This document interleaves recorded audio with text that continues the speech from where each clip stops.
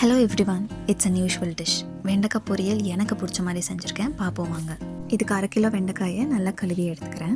வெண்டைக்காயை கழுவுனதும் கட் பண்ணிங்கன்னா அதில் இருக்க ஸ்டிக்கினஸ் இன்னும் அதிகமாகிடும். ஸோ அதில் இருக்க தண்ணியெல்லாம் இந்த மாதிரி தொடச்சி எடுத்துகிட்டு கட் பண்ணி வச்சுக்கோங்க. தேவையான பொருட்கள்: 1 டீஸ்பூன் ஜீரகம், கடுகு, 2 மீடியம் சைஸ் வெங்காயம், கொஞ்சம் பூண்டு, 2 வரமிளகாய். இப்போ ஒரு கடாயில் 2 ஸ்பூன் எண்ணெய் ஊற்றி எண்ணெய் நல்லா காஞ்சதும் கடுகு ஜீரகம் சேர்த்துக்கோங்க.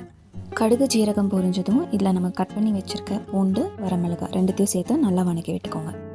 இப்போ இது கூட நம்ம நறுக்கி வச்சுருக்க வெங்காயத்தையும் சேர்த்து நல்லா வணக்கி விட்டுக்கோங்க. வெங்காயம் சீக்கிரம் வதங்கணுன்னா அது கூட உப்பு சேர்த்துக்கோங்க.